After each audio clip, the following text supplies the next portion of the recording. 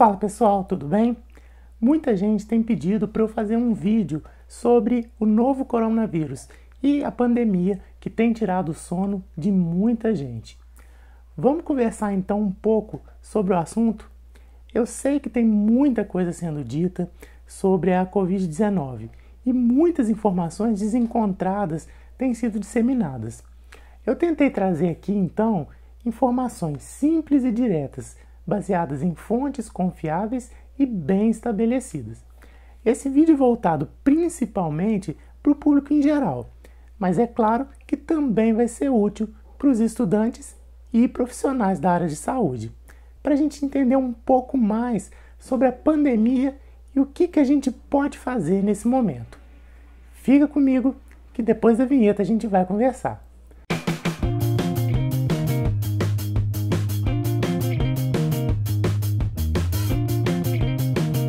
Você já deve estar cansado de ouvir a história do coronavírus que causa a Covid-19, uma nova espécie que foi descoberta no final do ano passado na cidade de Wuhan, na China, causando uma pneumonia até então desconhecida.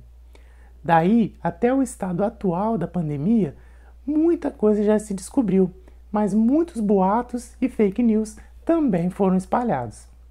O grande problema do novo coronavírus é que ele é extremamente contagioso e mesmo quem está infectado e não tem sintomas está transmitindo o vírus, sem nem saber. A gente sabe que a maioria das pessoas, estima-se que 80% dos infectados, vão ter sintomas muito leves ou sequer vão sentir alguma coisa, sem sequer chegar a saber que foi contaminado. Mas a gente sabe também, e é aí que mora o perigo, que uma parcela pequena, porém muito importante, dos infectados pode ter sintomas graves e até morrer da doença. Muito bem, agora vem a parte mais importante desse vídeo. O que fazer em meio à pandemia? São duas medidas muito importantes: o isolamento social e a higiene pessoal. É fácil de entender. Se você não tem contato com pessoas potencialmente contaminadas, você não vai adquirir a doença. Mais do que isso, se você já se contaminou e nem sabe, não vai transmitir para outras pessoas. É por isso que a quarentena é tão importante. E se por algum acaso você tiver contato com o vírus, as medidas de higiene pessoal, como lavar as mãos e evitar levá-las ao rosto, podem ser a diferença entre se contaminar ou não. Para você entender isso, é preciso saber que a infecção pelo coronavírus se dá basicamente através de gotículas que a pessoa infectada libera quando tosse, espirra ou mesmo ao falar. Essas gotículas vão cair nas superfícies e nos objetos, e quando outra pessoa toca essas superfícies e em seguida leva a mão aos olhos, boca ou nariz, se infecta. Por isso é tão importante higienizar as mãos exaustivamente, especialmente ao tocar superfícies e objetos. Essa higienização pode ser feita com o uso do álcool gel, mas principalmente com a lavagem correta das mãos. Eu vou deixar aqui em cima o link para um vídeo ensinando a forma correta de lavar as mãos.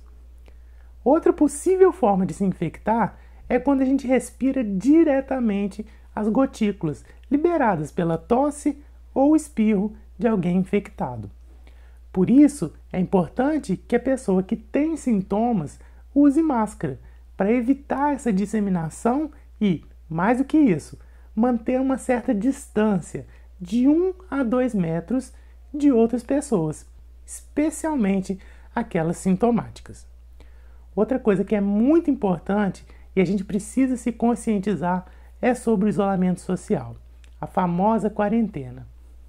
Eu sei que é difícil, mas nesse momento o mais importante é todo mundo ficar em casa, sair o mínimo possível, só para fazer o que for estritamente essencial. E eu já te explico por quê. Você já deve ter visto alguém falando na televisão, nas redes sociais ou no seu círculo pessoal que o espalhamento da infecção pelo coronavírus é inevitável, que cedo ou tarde a maioria das pessoas vai ter contato com o vírus. E aí você deve estar pensando, qual o sentido do isolamento então? Pois bem, a principal ideia do isolamento é, primeiro, evitar que as pessoas que pertencem a grupos de risco, como idosos ou doentes crônicos, se infectem. Mas, principalmente, a ideia é que, mesmo que a infecção se espalhe, eventualmente, isso aconteça de forma o mais lenta possível, de forma que o nosso sistema de saúde consiga absorver a demanda. Você deve estar vendo nos noticiários o que está acontecendo na Itália, por exemplo. Lá, a epidemia se alastrou de uma forma muito mais rápida que em outros lugares. E, pior, está levando a uma mortalidade que já supera as ocorridas na China, que foi o epicentro da pandemia. Isso está acontecendo por alguns motivos. Entre eles, o fato da Itália ser um país com uma grande quantidade de idosos, que é o grupo mais vulnerável, como a gente já falou. Mas também, e principalmente, porque as autoridades italianas demoraram muito para estabelecer as medidas de isolamento social. Elas só foram tomadas quando já existiam mais de 7.000 casos confirmados no país. Aqui no Brasil, a gente está tendo a oportunidade de se adiantar em relação a isso. Não vamos dar sorte ao azar. Vamos respeitar as medidas de isolamento social, mesmo que algumas autoridades não estejam levando a ameaça a sério. Vamos fazer a nossa parte. Eu sei que é difícil, mas se todo mundo colaborar, o esforço vai ser temporário e vai poupar muitas vidas e muito sofrimento. Aí você vai me fazer outra pergunta. E se eu começar a apresentar sintomas, como febre, coriza, tosse, dor de garganta? Eu corro para o pronto-socorro, certo? Errou! Não. Nesse momento, você pode entrar em contato com um médico, que seja de sua confiança, por telefone mesmo, ou até por WhatsApp. Vários médicos no país todo estão se colocando à disposição para orientar as pessoas, evitando que elas vão para os hospitais desnecessariamente. Inclusive, se você precisar, me coloco à disposição para orientações lá no Instagram do Medicanal. Então, se você tiver sintomas leves, e é o que a maioria das pessoas tem, você não precisa sair de casa. Você vai se manter isolado e, nesse momento, a quarentena é ainda mais importante. Você só vai procurar um hospital se vê que está piorando ou tendo sintomas mais sérios, como uma falta de ar mais importante. E eu nem preciso dizer que isso vale também para outros sintomas não relacionados ao coronavírus, como uma diarreia, por exemplo. Evite ir ao pronto-socorro, tente conversar com um médico sem sair de casa e só busque atendimento se estiver se sentindo realmente mal. Você não só se protege da infecção, como também deixa os hospitais livres para cuidarem dos casos realmente importantes de coronavírus. Por fim, um último conselho que eu dou: não pirem. Eu sei que a quarentena, a ociosidade e principalmente a avalanche de informações, nem sempre das melhores fontes, tendem a deixar a gente maluco. Procure ocupar seu tempo de quarentena com filmes, livros, séries, jogos. Inclusive, várias plataformas estão liberando conteúdo gratuitamente nesse momento de quarentena.